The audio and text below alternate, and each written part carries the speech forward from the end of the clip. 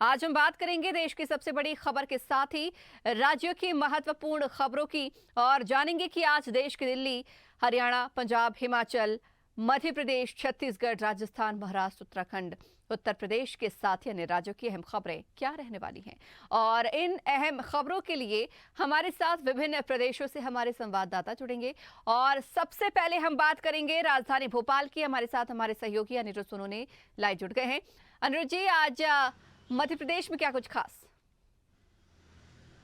देखिए, आज मध्य प्रदेश में सबसे बड़ी खबर यह है कि कई आदिवासी परिवारों को बिजली मिलेगी। वो अभी तक कई दशकों से बिजली से वंचित थे और प्रधानमंत्री नरेंद्र मोदी खुद इस कार्यक्रम में वर्चुअली जुड़ेंगे। वो शिवपुरी जिले के आदिवासियों को बिजली की सौगात देंगे और यहाँ पे कई घर आदिवासियों के आज से बिजली से रोशन होना शुरू हो जाएंगे। ऊर्जा मंत्री प्रद्युम्न सिंह तोमर ने भी इसकी पूरी तैयारी कर रखी है और मुख्यमंत्री डॉक्टर मोहन यादव भी इस पूरे प्रोग्राम से वर्चुअली जुड़ेंगे। और देखा जाए तो प्रधानमंत्री जन मन योजना के तहत आज शिवपुरी के आदिवासियों से जहां प्रधानमंत्री जुड़ेंगे वहीं कई आदिवासियों के और बिजली मिलेगी कई जिलों में। और ये कार्यक्रम है तो ये आज के लिए सबसे बड़ा कार्यक्रम है और प्रधानमंत्री खुद इसमें मौजूद रहेंगे तो इस कार्यक्रम की महत्वपूर्ण वैसे ही हो जाता है ये। और देखा जाए तो प्रधानमंत्री मध्य प्रदेश के आदिवासियों के लिए पिछले कई वर्षों से लगातार योजनाएं ला रहे हैं, काम कर रहे हैं। जो केंद्र की योजनाओं को प्रदर्शित करने के लिए विकसित भारत संकल्प यात्रा निकल रही है, वो भी ज्यादातर जो जिन इलाकों से गुजर रही है वो आदिवासी बहुल इलाके हैं। और आज ये एक बहुत बड़ा कार्यक्रम है जिसमें कि प्रधानमंत्री नरेंद्र मोदी शिवपुरी के आदिवासियों से वर्चुअली जुड़ेंगे। इसके अलावा बात करें तो आज मध्य प्रदेश में बीजेपी एक वॉल पेंटिंग अभियान चलाने जा रही है और यह वॉल पेंटिंग अभियान भी प्रधानमंत्री नरेंद्र मोदी और उनकी टीम के आह्वान पर ही आयोजित किया जा रहा है, जिसमें 22 तारीख को होने वाली प्राण प्रतिष्ठा जो अयोध्या में होने वाली है भगवान श्री राम की, उसको लेकर वॉल पेंटिंग्स की जाएगी। और भोपाल में इस कार्यक्रम में प्रदेश अध्यक्ष वीडी शर्मा खुद मौजूद रहेंगे और सभी जिलाध्यक्षों को 50 से ज्यादा जिलों के जिलाध्यक्षों को भी कहा गया है कि वो अपने अपने जिलों में इस तरह के कार्यक्रम करें। और अयोध्या में जो 22 तारीख को श्री राम मंदिर की प्राण प्रतिष्ठा समारोह है उसको लेके वॉल पेंटिंग ये पूरी करें। और जब आते जाते लोग इन वॉल पेंटिंग्स को देखेंगे तो अपने आप प्राण प्रतिष्ठा कार्यक्रम का माहौल अलग अलग जिलों में, कई जिलों में और मध्य प्रदेश के लगभग सभी जिलों में बनेगा। और इसके अलावा अगर हम बात करें तो मध्य प्रदेश के मुख्यमंत्री डॉक्टर मोहन यादव ने 22 जनवरी को, जिस दिन अयोध्या में भगवान श्री राम की प्राण प्रतिष्ठा होनी है, उस दिन मध्य प्रदेश में ड्राई डे घोषित किया है, जिसकी घोषणा उन्होंने खुद स्वयं की है। और इस दिन भांग और दूसरे जो नशीले पदार्थ रहेंगे उनकी दुकानें भी बंद रहेगी। तो कुल मिला के राजनीतिक गतिविधियां यही प्रमुख गतिविधियां हैं। और जिस तरह भारतीय जनता पार्टी ने मंदिरों का साफ सफाई अभियान शुरू किया है वो लगातार आज भी जारी रहेगा। प्रदेश के लगभग सभी जिलों में, संभागों में भारतीय जनता पार्टी के छोटे बड़े कार्यकर्ता, नेता, विधायक, मंत्री और संगठनों से जुड़े लोग मंदिरों की साफ सफाई का काम जारी रखेंगे, जो कि 21 तारीख तक जारी रहेगा क्योंकि 22 तारीख को अयोध्या में प्राण प्रतिष्ठा समारोह होना है। बिल्कुल अनिरुद्ध जी, बने रहिएगा, लौटूंगी आपके पास। अब सीधे रुक करेंगे लखनऊ की ओर। हमारे साथ उत्तर प्रदेश से भी हमारे सहयोगी आदित्य सैनी लाइव जुड़ गए। आदित्य, आज उत्तर प्रदेश में क्या कुछ खास? जी बिल्कुल, आपको बता दूं कि उत्तर प्रदेश की बात करें तो उत्तर प्रदेश की राजधानी लखनऊ की बात करें तो 15 जनवरी यानी आज सेना दिवस मनाया जा रहा है। काफी बड़ी खबर है। आपको बता दूं कि सेना दिवस जो है हमेशा से दिल्ली में मनाया जाता था। अब आपको बता दूं इस बार राजधानी लखनऊ में मनाया जा रहा है। और करीब आपको ये भी बता दूं कि तमाम तरीके की तैयारी हो चुकी है। बहुत काफी बड़े स्तर पे जो है इस बार सेना दिवस राजधानी लखनऊ में मनाया जाएगा। इसकी बात कर ले, सेना दिवस की बात कर ले तो शाम को शौर्य संध्या भी मनाई जाएगी जिसमें रक्षा मंत्री खुद शामिल हो रहे हैं। राजनाथ सिंह जो राजधानी लखनऊ पहुंचेंगे और खुद शामिल हो रहे हैं।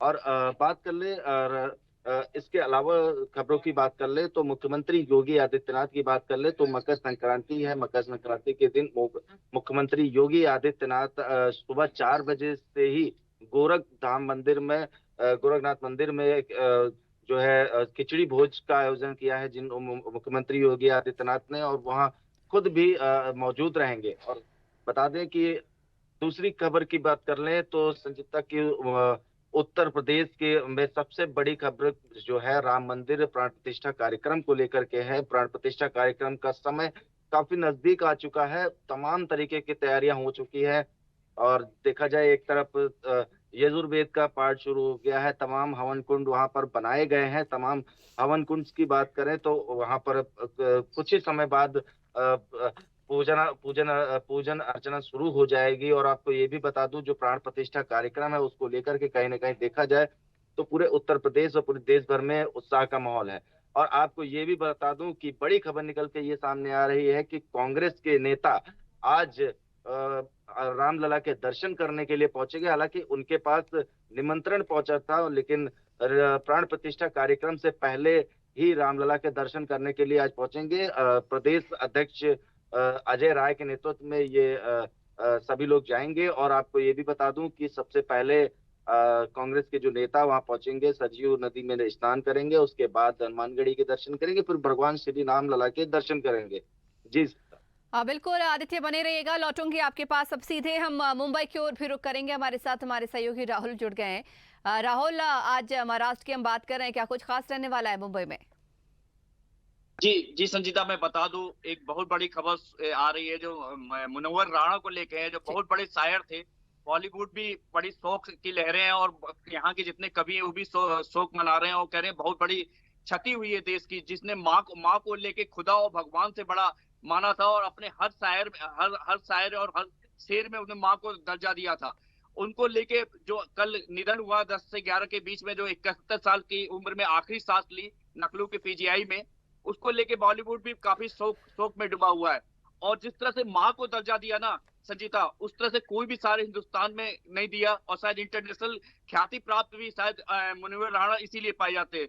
उनका एक शेर भी मुझे याद आता है, लेकिन हवाओं को कौन समझाए, दिए से मेरी माँ मेरे लिए काजल बनाया करती थी। ये शेर उनकी बहुत फेमस हुई थी संजीता, और जो आज तक लोग उनको याद किया करते हैं। और कल जब आखिरी सांस ली, और सियासत की बात कर लेना संजीता, तो कल मिलिंद देवगौड़ा कांग्रेस को छोड़ दिए।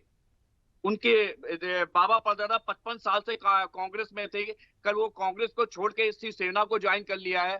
शिवसेना एकनाथ शिंदे की शिवसेना को ज्वाइन किया है, क्योंकि साउथ बॉम्बे से सीट मिलने के आसार कम थे। जिस तरह से विपक्ष और बीजेपी दावा कर रही थी, उसको देखते हुए नहीं, उनको शायद सीट नहीं मिल पाती, इसलिए उन्हें एकनाथ शिंदे की शिवसेना को ज्वाइन किया।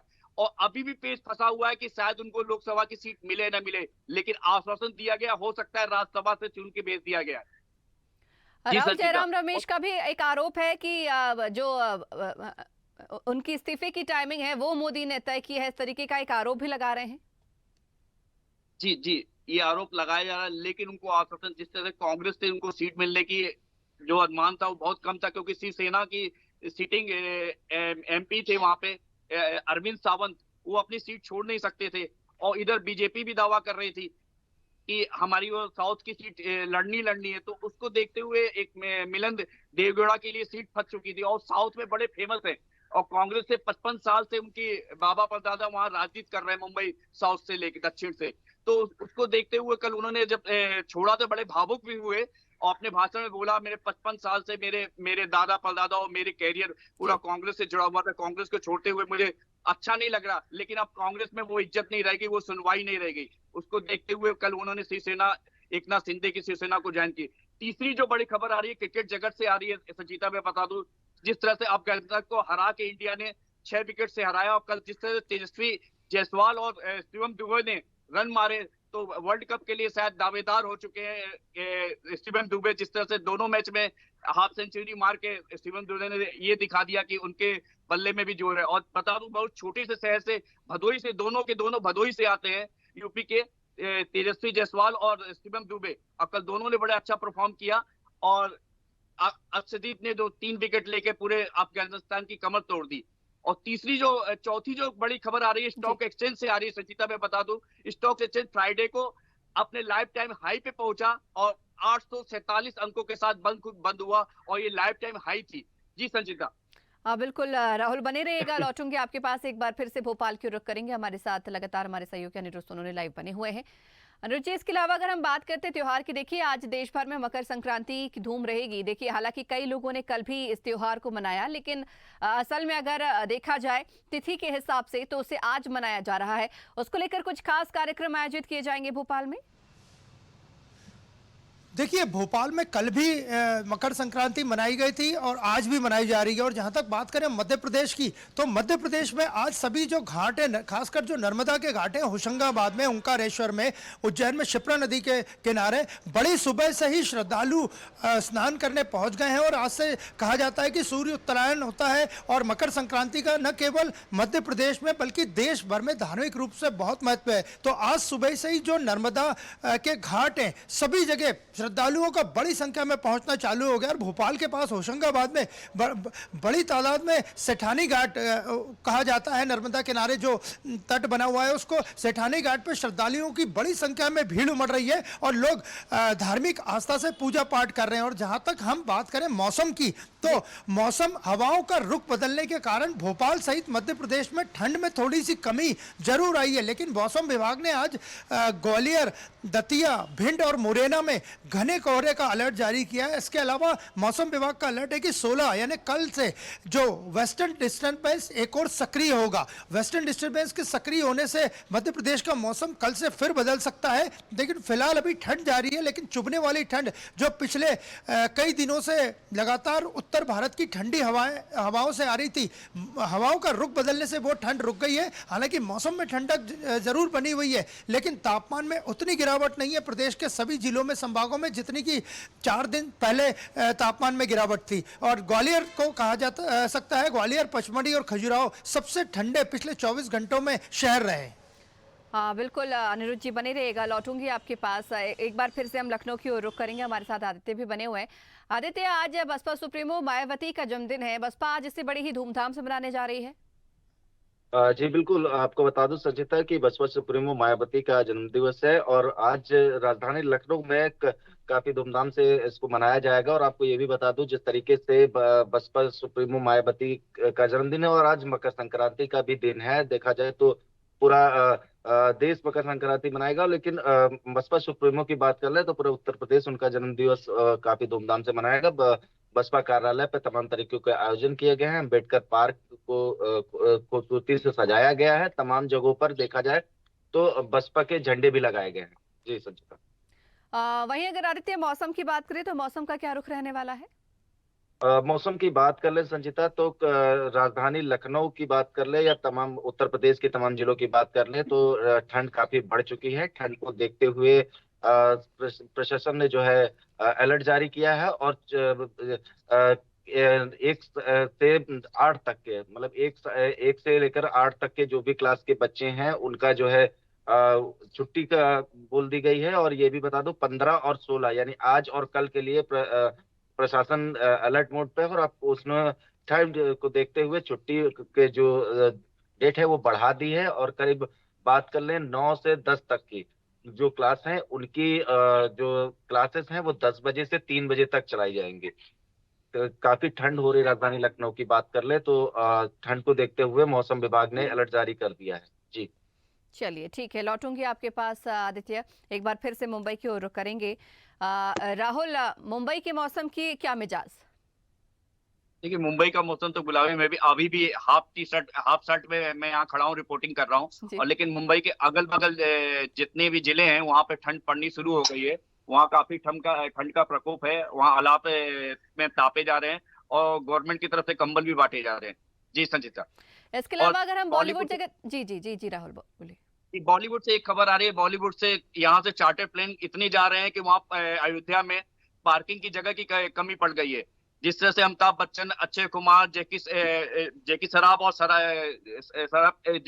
और अक्षय कुमार और रणबीर कपूर और काफी सिंगर और काफी बॉलीवुड के एक्टर वहाँ प्राण प्रतिष्ठा में निमंत्रण दिया गया है, वहां पे जा रहे हैं। तो वहां जाने के लिए मुंबई से जो अभी खबर मिली है कि वहाँ चार्टर प्लेन को कहना है पार्किंग देने के लिए दिक्कत हो रही है, जितनी मुंबई से यहाँ से चार्टर प्लेन जा रही है। संजीता, पूरा बॉलीवुड का जमावड़ा रहेगा 22 तारीख को प्राण प्रतिष्ठा रामलला में, अयोध्या में। राहुल भाई, अगर हम बॉलीवुड जगत की बात कर रहे हैं तो देखिए कई फिल्में वहां पर आती हैं जाती हैं, कुछ ब्लॉकबस्टर पर हिट हो जाती हैं, कुछ फ्लॉप हो जाती हैं।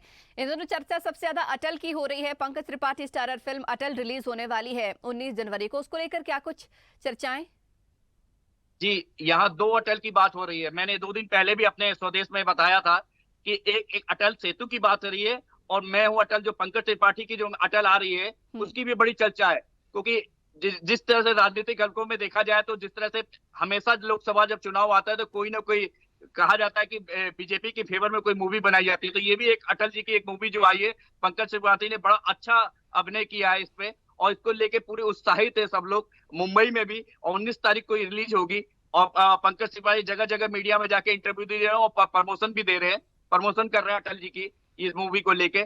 और दो अटल यहाँ पे रिलीज हुई है, एक अटल तो जो अभी 2 दिन पहले रिलीज हुई जो अटल सेतु रिलीज हुई, और 19 तारीख को एक अटल मूवी रिलीज होने वाली है।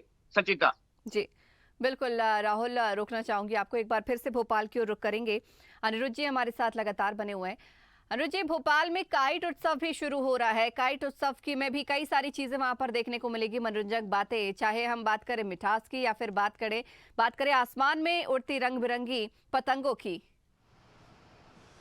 देखिए, जहां तक भोपाल में मकर संक्रांति की बात करें तो कल भी यहां पतंग उत्सव मनाया गया। यहां के मोतीलाल नेहरू स्टेडियम में एक बड़ा भव्य कार्यक्रम था जिसमें पतंगे उड़ाई गई।